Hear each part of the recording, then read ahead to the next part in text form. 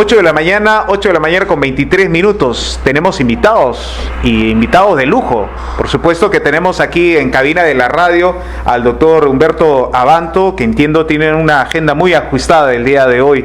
Doctor, muy buenos días, bienvenido aquí a la ciudad de Tacna y bienvenido también a cabina de Radio 1. Muchísimas gracias, es un honor estar en Radio 1 y particularmente para todo peruano es un honor estar en Tacna. Perfecto. Lo recibieron con una mañana un poco fría, que hemos tenido días más calurosos, pero imagino que... Está bonita. Sí, fresca. Está fresca la sí. mañana.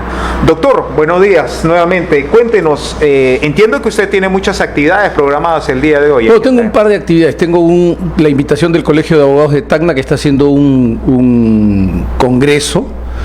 Ha venido Juliana Loza, ha venido Romy Chan, o sea, ha venido gente muy importante aquí, y además yo, que no soy tan importante como ellos, ¿no? Entonces, y en la tarde voy a tener una reunión con mis compañeros de partido. Como ustedes saben que estamos en plena campaña interna, ¿no? Correcto. Y yo vengo impulsando la fórmula, la denominada fórmula popular y provinciana, que encabeza Javier Velázquez Esquén y acompañan Carla García y Lucho Wilson del Cusco. Correcto, interesante. Hablaremos de eso también, de lo que se viene preparando con miras a las elecciones.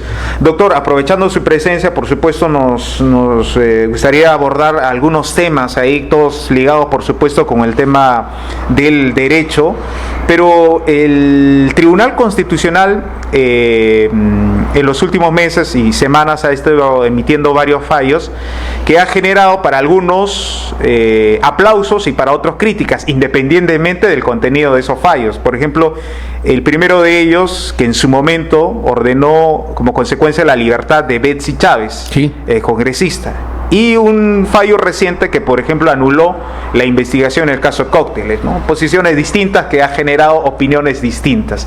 Pero quisiera empezar con ese tema, el primero de ellos en su análisis, por ejemplo, el caso Betsy Chávez. Sí. ¿Usted está de acuerdo con el criterio que finalmente estableció el Tribunal Constitucional frente a la vulneración que se habló, por ejemplo, de que una persona permanezca detenida o internada en un penal sin que haya un mandato judicial de por medio? Fíjese, yo estoy totalmente de acuerdo y aquí más bien voy a rebatir a quienes están acusando al Tribunal Constitucional de ser los provocadores del asilo, ¿no?, de la señora Chávez. Como comprenderán, a mí la señora Betsy Chávez no me provoca ninguna simpatía, no me despierta ninguna proximidad. Pero los derechos de las personas son para todos, sea que piensen como uno o que no piensen como uno. Y creo que con mayor razón si no piensan como uno, porque hay que proteger la diferencia en la democracia. Al Tribunal Constitucional están acusándolo como al árbitro que lo acusarían por cobrar el foul, ser responsable del foul por cobrar el foul, ¿no? ¿Qué ocurrió? La señora Chávez tenía una prisión preventiva. La Fiscalía esperó el último día para solicitar la prórroga de esta prisión. ¿Y qué ocurrió? Es lógico que si yo solicito el último día, la audiencia se va a dar vencido el plazo de prisión preventiva. Y la ley no establece, ni la Constitución acepta, que la prisión pueda prolongarse cuando sea vencido. Y el tribunal le ha dicho, oiga, usted no puede pedir la prórroga de tal manera que la audiencia se dé cuando ya se venció el mandato de prisión preventiva. Eso era lógico, eso era lo correcto, y lo bueno es que le pone fin a una mala práctica del Ministerio Público, porque no me va a decir que el fiscal se da cuenta que necesita más plazo el último día, ¿no? O hay una alarma en su celular que le avisa que culmina... Que justo el último día tiene que poner el escrito. Entonces esos actos irresponsables que en realidad tratan de jugar con la libertad de las personas fueron objeto de control. Segundo punto.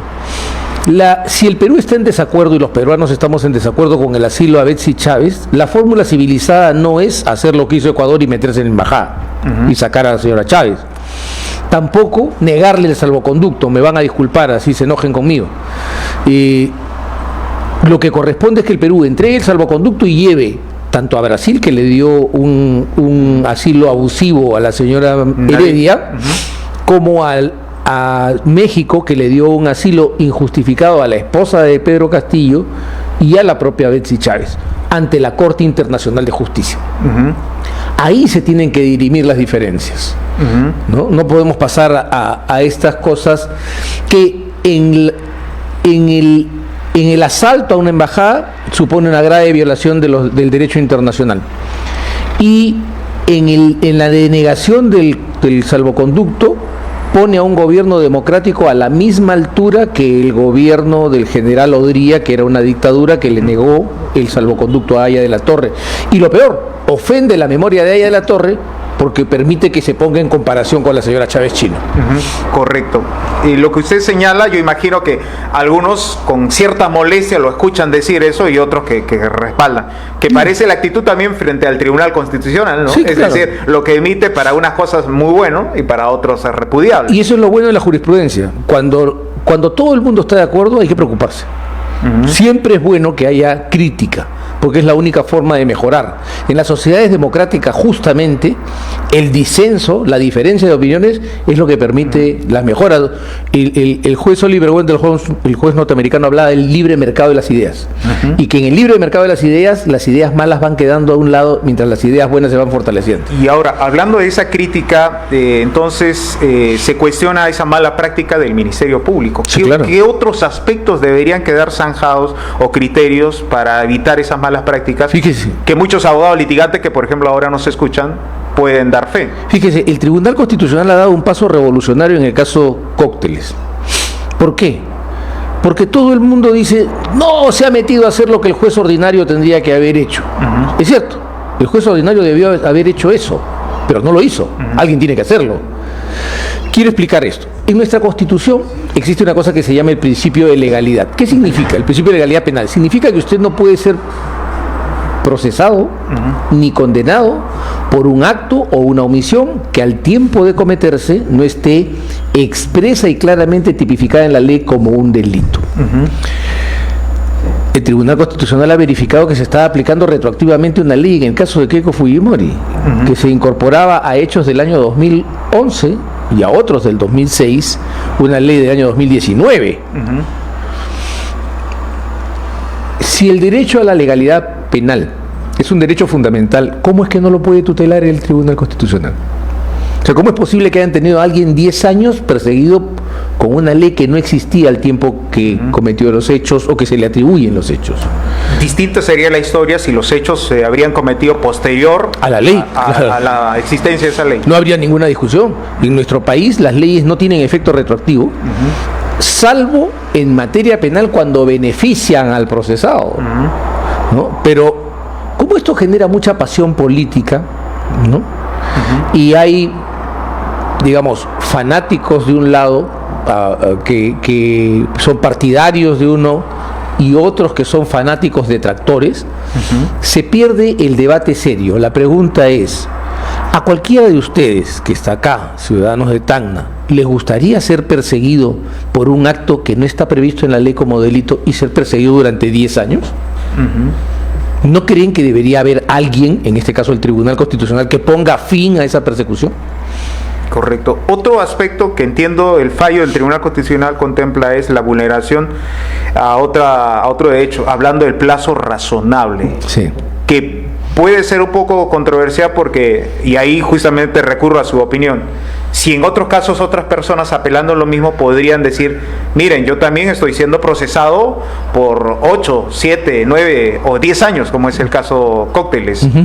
¿También se podría aplicar ese claro, criterio? Y le voy a dar algunos datos, fíjese. La posibilidad de que alguien sea investigado durante 9 años, permítanme explicarles esto para que vean lo peligroso que es para cualquiera, se dio con un decreto legislativo firmado por la ministra, refrendado por la ministra Marisol Pérez Tello, que dice ser una gran defensora de los derechos humanos. Yo a Marisol le tengo mucho afecto personal, pero la crítica política y la crítica jurídica es una cosa distinta. El presidente era Pedro Pablo Kuczynski, que estableció que para crimen organizado yo puedo investigar diligencias preliminares por 36 meses. Investigación formalizada por 36 meses que se puede prorrogar por otros 36 meses más. 9 años solo de investigación. La Corte Interamericana de Derechos Humanos, que tanto le molesta a algunos, pero que yo creo que no hay que salirse del sistema, hay que tratar de mejorarlo, ha dicho en el caso Suárez Rosero contra Ecuador y en el caso Jenny Lacayo contra Nicaragua, que 50 meses de proceso penal, entendiendo por proceso desde el inicio de la investigación hasta la sentencia. excede en mucho el criterio de plazo razonable consagrado en la Convención Americana. Ahora imagínense lo que son 10 años. Entonces cualquier persona debería tener el derecho a que se defina su situación. No pueden tenernos, no deben tenernos eternamente sometidos al estigma de una responsabilidad. ¿Qué pasa con el hombre que es inocente? Ejemplo, acá no sé cuántos ciudadanos les habrá ocurrido, o tienen amigos o tienen parientes, le abren una investigación por lavado de activos, el banco lo vota inmediatamente. ¿Y cómo hace usted? ¿Cómo cobra? ¿Cómo paga? ¿Cómo guarda su dinero? ¿No? Le ponen organización criminal y pierde usted la posibilidad de conseguir una visa en cualquier país. Organización criminal, lavado de activos, son cosas muy serias en el mundo con las que aquí se juega, ¿no? O sea, hemos convertido el proceso penal en una ametralladora en manos de monos. Vamos a ser claros con estas cosas. Yo imagino que algún fiscal que nos pueda estar escuchando puede tratar de alegar, decir, necesitamos ese tiempo, esa ampliación por la recargada carga que tenemos, la cantidad de casos. ¿Cómo se puede hacer para equilibrar eso también? Porque bueno, es cierto, o sea, los despachos fiscales manejan muchísimos casos. Pero no los sueltan. Son muy pocos los fiscales que yo conozco en mi práctica profesional dispuestos a decir, bueno, ya, este caso no tiene sentido. No encuentran, vamos a hacer una prórroga para buscar porque algo tenemos que encontrar. No, yo no investigo para ver qué le encuentro a usted. Yo investigo porque tengo la sospecha fundada en un dato objetivo de que usted podría haber cometido un delito. Y entonces ahondo la investigación. Si mi investigación me da como resultado 0, lo que yo tengo que hacer es detenerme. Pero no, vea usted, los fiscales y los jueces se quejan de una sobrecarga procesal que ellos mismos provocan porque no les gusta en absoluto cerrar expedientes. O sea, voy a dar un ejemplo sencillo. Miren ustedes, ¿cuántos procesos se han montado con una ley que no existía al tiempo de los hechos? Cócteles,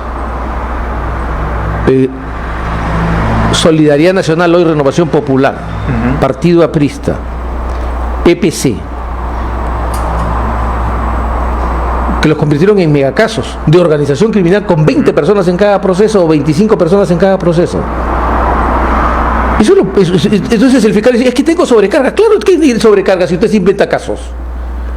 Póngase a perseguir los casos que valen la pena, los de verdad. Mientras hemos perseguido a los partidos políticos, a los funcionarios públicos, etcétera, el Perú ha sido tomado por el sicariato, por la extorsión, nos hemos convertido en el primer exportador de cocaína, ya no de pasta básica de cocaína, en el mundo. La minería ilegal, que es distinta de la informal, ha prosperado. El tráfico de armas, la cantidad de crímenes violentos nos da cuenta de que ahí están entrando armas no registradas al Perú a una velocidad impresionante. Y la trata de personas. Niñas son esclavizadas, o niños son esclavizados en determinados lugares del país, por ejemplo, Madre de Dios. ¿Cómo ocurrió todo eso? ¿Cómo pueden salir a hablar el señor Colchado, por ejemplo, que fue responsable durante 15 años, durante 10 años, del año 2016 hasta el 2024, todo el 16, 17, 18, 19, 20, 21, 22, 23 y 24, durante 9 años de la lucha contra el crimen organizado? ¿Cómo puede salir el señor Colchado a decir, yo soy un enemigo del crimen? ¿Cómo puede decir cuando él ha sido el responsable de que crezca la inseguridad en el Perú? ¿Cómo puede decir el señor Basombrío o el señor Vargas, que son famosos, un ex ministro del Interior y un ex viceministro del Interior, a criticar el estado de cosas, cuando ellos son los que abrieron la puerta a la inmigración indiscriminada en el Perú? Y en segundo lugar, persiguieron a la policía con el cuento del Escuadrón de la Muerte. Esa debilitación del aparato policial y fiscal, esa apertura indiscriminada. Yo conozco muchísimos venezolanos sumamente trabajadores, pero también hemos visto graves casos de venezolanos que incurren en delitos. Teníamos que haber seleccionado, ¿no es cierto? Deberíamos haber hecho un control. Bueno, eso es responsabilidad de estos señores que hoy día nos dicen que tienen la receta mágica para resolver el problema. Correcto. Ellos crearon el problema. Quisiera seguir hablando del tema de inseguridad, pero quiero cerrar el fallo que ha emitido el Tribunal Constitucional en el caso Coctelés, porque hay quienes también dicen por qué el Tribunal Constitucional no tiene ese mismo activismo en otros casos, caso Pedro Castillo, por ejemplo, que señalan de que, bueno, el delito que se le está imputando en ese entonces no se configura por el tema que no se ha alzado en armas y todo eso. ¿Cómo entendemos eso? ¿Hay un activismo por parte del Tribunal Constitucional en algunos casos y en otros no? Lo que creo que hay un activismo en el comentario, porque no se está presentando el cuadro completo. Permítame contarle esto. En el juicio oral apareció una persona citada, el general Raúl Enrique Alfaro Alvarado, comandante general de la policía al 7 de diciembre de 2022. Y contó algo que fue corroborado por el ex ministro del Interior, Willy Huerta, que el ministro Willy Huerta lo llamó y le pasó su teléfono al señor Castillo. El señor Huerta dice, el presidente me pidió que llamara y yo le di la llamada y me alejé porque no quería estar en la conversación. Yo no me gusta estar en conversaciones ajenas, es lo que dice el señor Huerta. Yo le creo. ¿Qué le dijo el señor Castillo, jefe supremo de las Fuerzas Armadas y las Fuerzas Policiales, al comandante general de la policía? Detenga a la fiscal de la Nación, detenga al presidente del Tribunal Constitucional, tome las instalaciones del Congreso, facilite el acceso de la gente que va a llegar a entrar al Congreso y tome control de la ciudad. ¿La policía es un cuerpo armado o no? La policía es un cuerpo armado. El jefe supremo de las Fuerzas Armadas le dio la orden al jefe de un cuerpo armado que se levante contra el orden constitucional. ¿Cómo pueden salir a decir que aquí no pasa? No, es que no lo obedeció. Ya, yo tengo un arma, le apunto a usted, le disparo y la bala está pasada. ¿Intenté matarlo o no? Pero ¿se da cuenta? Escuchando las otras voces, sí, han tratado de acuñar bastante un término. Es una proclama, tanto lo que dijo en cámaras y de las órdenes que podría haber dado. No, es que vuelvo a decir, hasta la proclama, que es un cuento que inventó Eugenio Raúl Zaffaroni, de la mano con este señor Crochato, hasta la proclama yo podría estar de acuerdo. Pero cuando se produce la prueba de la llamada del jefe supremo de las Fuerzas Armadas dándole una orden a un subalterno suyo para que se levanten armas contra el orden constitucional, ese tema ya no es una proclama. Eso ya pasó a los que se llaman actos de ejecución. Ahí no hablamos lo que podrían decir en grado de tentativa. Claro. En mi opinión, sí. Algunos dicen, no, es que en la rebelión no hay tentativa. ¿Quién dice que no hay tentativa? ¿Por qué sostienen que no hay tentativa? Correcto. Solo para cerrar, ya que hemos tocado el tema de Pedro Castillo, están ya en los alegatos finales. Para su criterio, ¿debería ser sentenciado?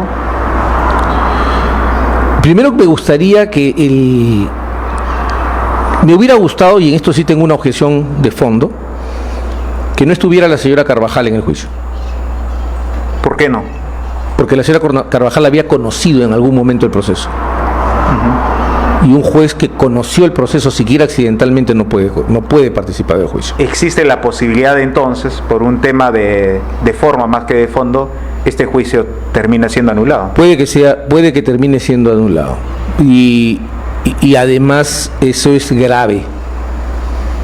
Por otro lado, yo tengo una crítica muy seria al Ministerio Público, aun cuando comprende a una persona a la que aprecio mucho, a la que he defendido, que es la doctora Patricia Benavides, que era la fiscal de la Nación entonces. ¿Por qué no hubo acusación directa contra Pedro Castillo? Yo he podido seguir investigando a los demás, pero en el caso de Pedro Castillo, ¿qué tenía que discutir? ¿Cuál era la discusión? ¿Por qué no llevaron a Pedro Castillo a una acusación directa y a un juicio inmediato? Para que la gente pueda entender un poco cuál es la diferencia. El hecho de que una persona sea... ¿Qué día es hoy? Hoy estamos 15 de noviembre. 15 de noviembre del 2025. ¿Cuándo se produjo el golpe de Estado? Ya hace años. 7 de diciembre del 2022. ¿Les parece lógico que una cosa tan evidente? Vamos a hacer un ejercicio. Supongamos que don José Pedro Castillo Terrones, el 7 de diciembre de 2022, a las 11:45 de la mañana, no leyó una proclama, sino que cogió un arma y mató a Aníbal Torres ante las cámaras. ¿Hubiéramos tenido que hacer una investigación? Casi como la figura que se le da a un tema en flagrante delito. Es un delito flagrante. Pero por la gravedad del delito, en este caso que estamos pero hablando. Lo llevo a una acusación directa. Pero no tengo 3 años, pues. 3 años. O sea, Pedro Castillo, cuando sobrevenga su sentencia, va a ser sentenciado al 3er año. Y eso que se está dando cierta celeridad en este caso, ¿eh? Porque hay otros casos que los juicios orales... Ya, pero 3 años para un acto que todos hemos visto. O sea... Aquí eso muestra pues la incompetencia y la lenidad tanto del Ministerio Público como del Poder Judicial.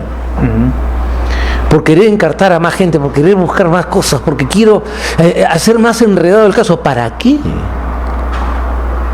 Entonces le han dado oportunidad, y esto sí, yo dejo aquí un análisis que va más allá de lo jurídico. El único ganador de este juicio es el señor Pedro Castillo.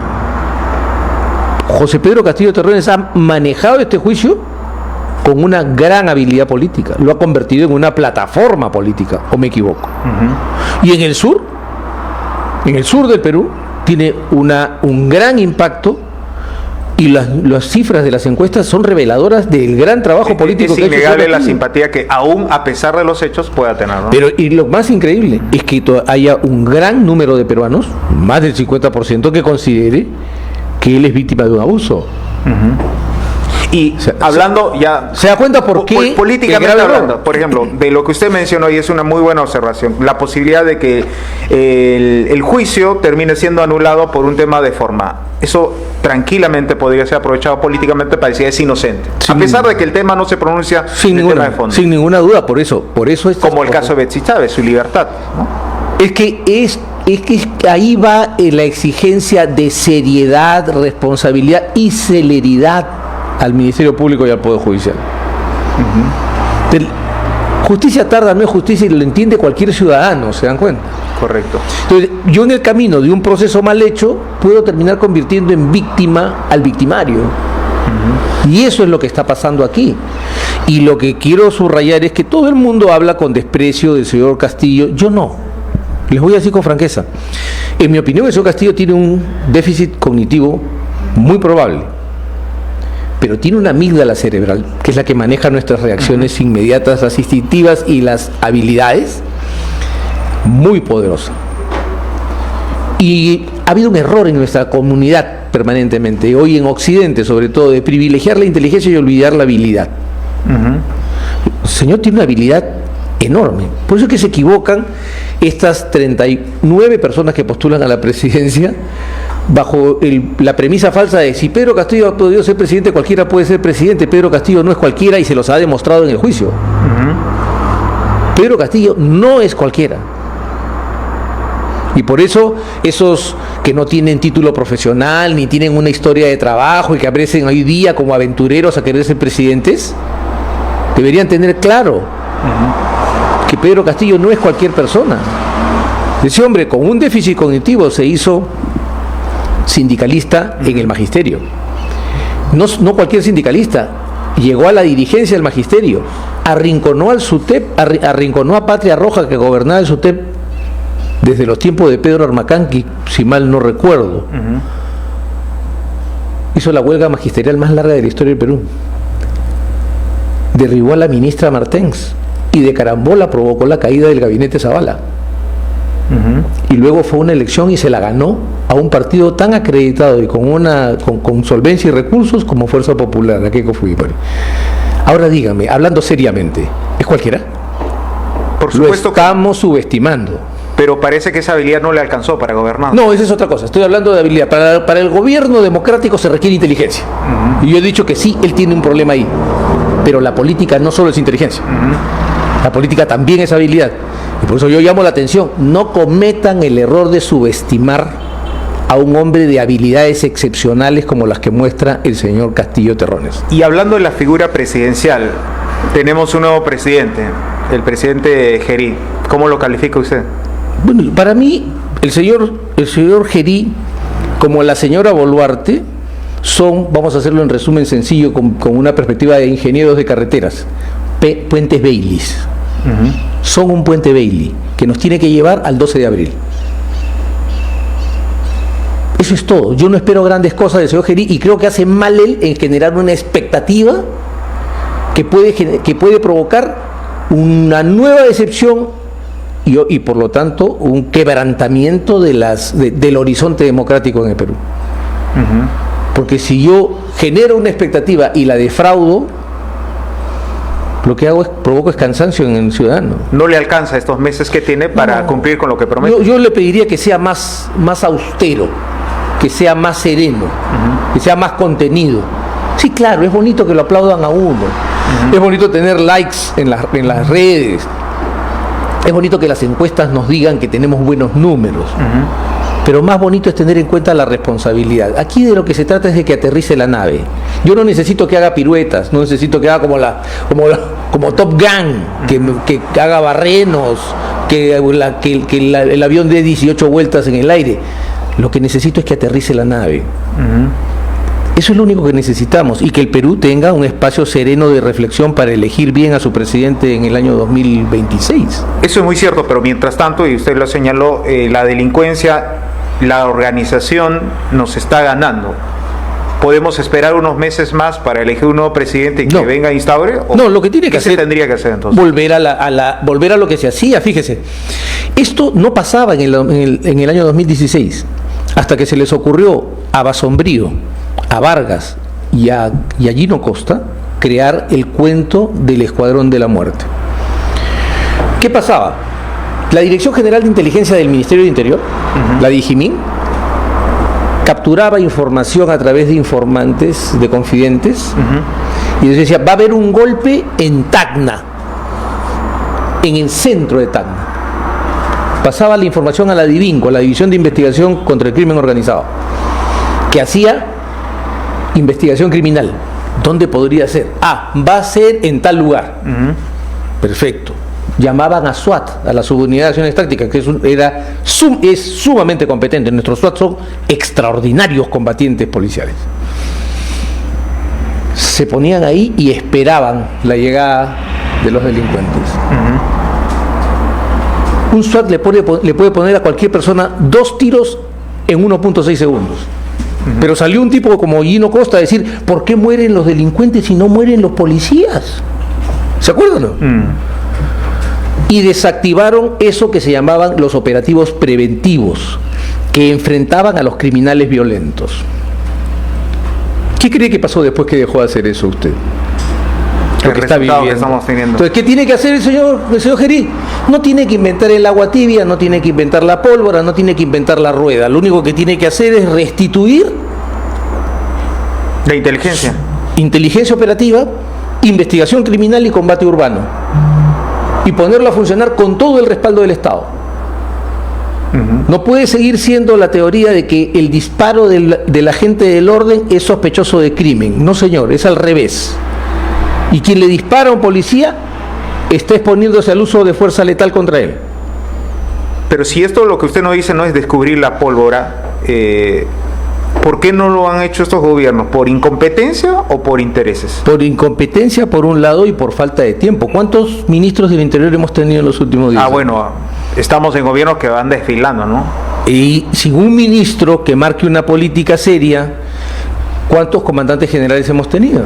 Pero ahí hay que señalar también, tenemos ministros y ministros, ¿no? O sea, miremos el ministro Santibáñez, el último de ellos, o sea, era necesario que tenía que salir de esa gestión. Bueno, fíjese, Santibáñez cometió el error de mezclar una lucha política con una gestión pública. Entonces, yo vuelvo a decir, al margen de las personas, necesitamos entender que las políticas de Estado son políticas de Estado, no dependen de que esté usted, esté yo o esté cualquiera de nosotros. Esa política de Estado tiene que continuar.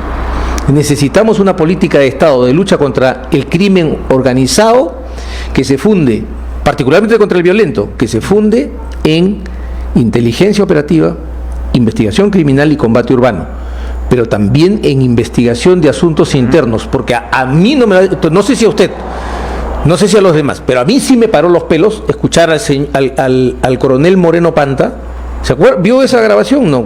Hablando con el monstruo, cuando fueron a recogerlo a Paraguay, diciéndole, yo te entregué a uno de los tuyos para que tú me entregues a uno de los míos. ¿Se acuerda de esa escena? Sí, sí, sí. Poco comprendido tal vez por algunos por el contexto, ¿no? ¿No le asusta? Los que deben perseguir a los criminales violentos, ¿tienen intercambios de chapitas con ellos? Esos son los policías. El señor Moreno Panta fue parte de la trama que creó el Escuadrón de la Muerte.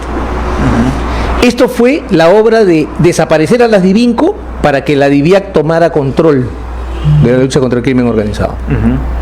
Entonces, yo sí le pido a los ciudadanos en Tacna que miren con cuidado y observen los hechos.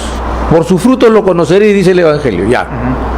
Usted ha tenido 9 años la lucha contra el crimen y hoy tenemos un desborde. ¿Quién es el responsable? No, el otro.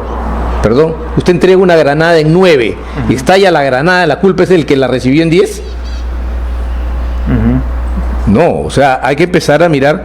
¿Y cómo se corrige? Repito, hacer lo que se hacía antes. No teníamos esto. Y si no lo teníamos es porque lo estábamos haciendo bien. Correcto. Bueno, quisiera avanzar, yo sé que podríamos seguir hablando de este tema, pero va algo ligado, y lo mencionó usted.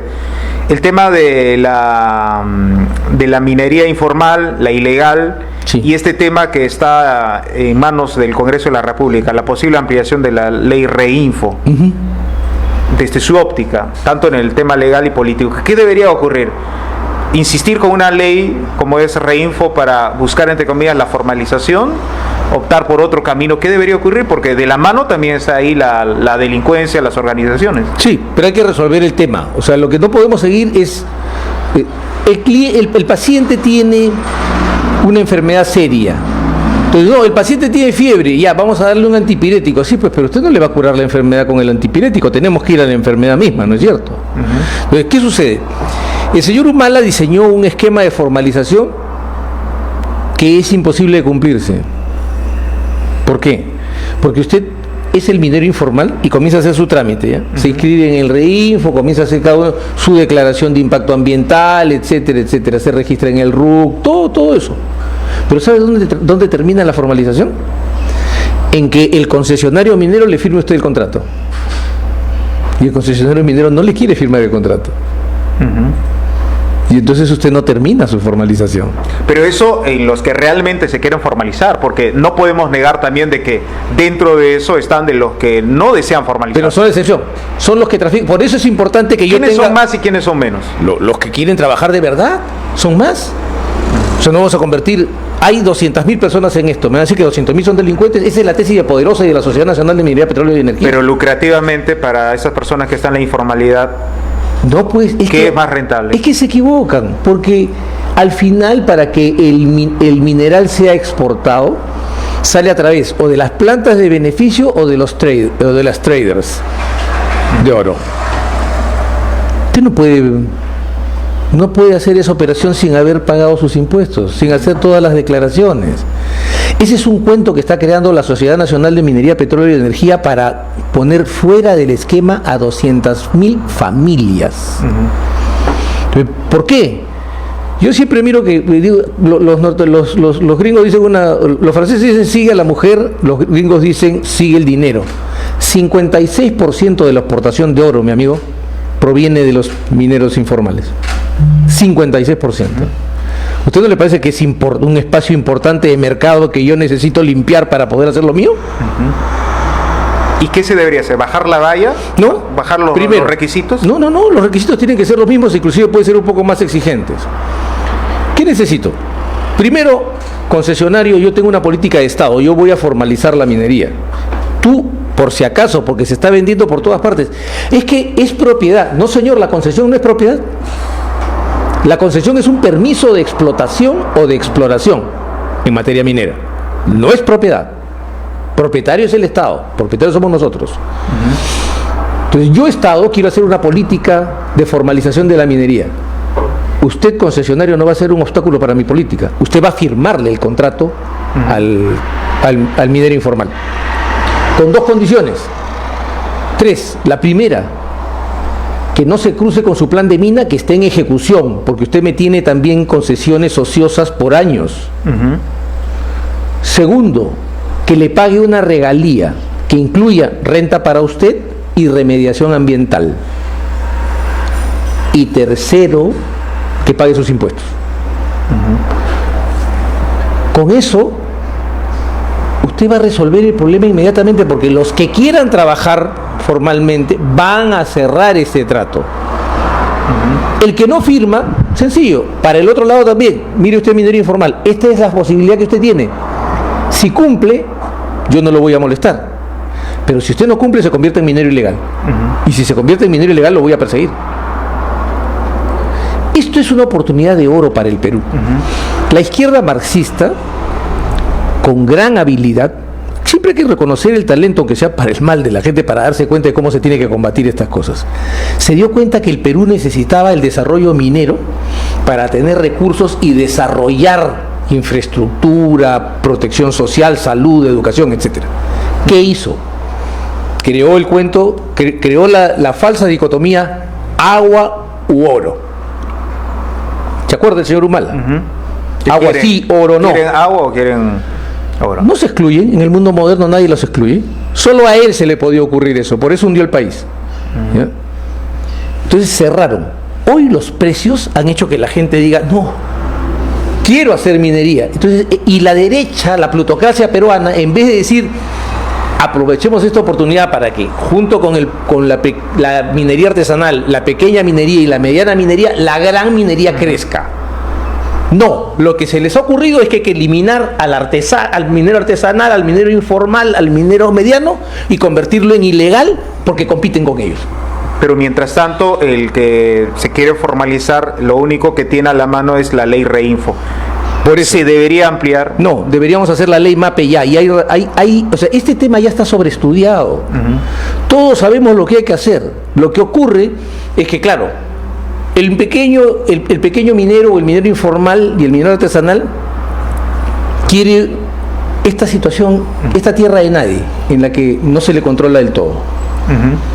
Y al otro lado, la gran minería no quiere a esta caracha que le ha salido a su hermoso negocio minero, ¿no? Entonces, como cada uno quiere su ley, estamos atracados, porque los intereses juegan de los dos lados. Entonces necesitamos una ley que no le guste a los dos, pero que le sirva al Estado peruano para formalizar la minería. Si la ley le gusta a la Sociedad Nacional de Minería y Petróleo y Energía, para mí va a ser una ley mala. Si le gusta solo a los mineros informales, también va a ser una ley mala. Necesitamos una ley equilibrada, y las leyes equilibradas suelen no gustarle a las dos partes. Y para ir finalizando, ¿este Congreso está en esa capacidad? Está en las condiciones de hacerlo porque... O sea, lo puede hacer, sí, porque tiene esas facultades, pero sí, está en esa capacidad. Yo creo que sí, fíjese, a este Congreso, que tiene grandes defectos por sus componentes y que ha sido fruto de un ataque, que es el típico ataque que viene de la izquierda caviar, que tiene poca representación en el Parlamento. Y por eso lo insulta. Porque, por ejemplo, a mí cuando yo escucho al señor Gorriti hablar de la coalición corrupta en el Congreso, yo pregunto, ¿de cuál coalición corrupta? ¿De la que provocó la impunidad de Odebrecht? ¿La que provocó la impunidad de la señora Villarán? ¿La que provocó la impunidad o protegió durante largo tiempo a Alejandro Toledo o a Ollanta? Dígame, ¿esa es la coalición corrupta de la que está hablando el señor Gorriti? Entonces, el punto es haga memoria. El Congreso de Toledo fue el peor congreso de la historia. Bueno, esa etiqueta siempre se ha hecho. El Congreso de Alan García. Y después viene otro y otro. Todos son el peor congreso, mientras no tengan representación los señores. Cuando los señores tienen una representación significativa, ya no es el peor congreso de la historia. Entonces, no, sí puede hacerlo, debe hacerlo, y tenemos que exigirle que lo haga, porque fíjese lo que le pasó a la señora Boluarte por querer seguir las recetas de la Sociedad Nacional de Minería, Petróleo y Energía. ¿Se acuerda lo que ocurrió? Quiso cierro los reinfos, me tiro con todo, desaparezco a los informales que hacen lo mismo que ilegales. ¿Se acuerda cómo se paralizó el país? ¿Se acuerda cómo? O sea, no podemos poner al país en un estallido social por la codicia de los ricos de la Sociedad Nacional de Minería, Petróleo y Energía. No, señor. Solo para cerrar, y le agradezco todos los minutos que nos ha dado. No, gracias a usted por su paciencia, más bien. Es que vamos a pasar en las próximas elecciones a tener 2 cámaras. ¿Eso va a funcionar? Bueno, mire, el bicameralismo y el unicameralismo tienen fortalezas y tienen defectos. Pero lo que cuenta al final del día son los agentes políticos, son los que hacen política, son los que cambian las cosas. Pero el menú que se nos ofrece ya nos da algunas luces de lo que podríamos tener en 2 cámaras ahora. Pero tenemos que aprender a seleccionar, o sea, el menú que se nos ofrece siempre hay platos buenos y hay platos malos. El problema algunos es que más atractivos que otros, aunque no saludables. El problema es que estamos buscando, siempre elegimos el plato malo. Nos llevan a elegir el plato malo. Recuérdese cómo los medios de comunicación jugaron un partido importante y el Ministerio Público y el Poder Judicial jugaron un papel para que el señor Castillo sea presidente. ¿O miento? Señores, comiencen a pedirle información a la gente. Señores, elijan bien. El Perú, esta elección sí es mucho más importante que las anteriores, porque es la decisión entre ¿seguimos en dirección al fondo o levantamos el país?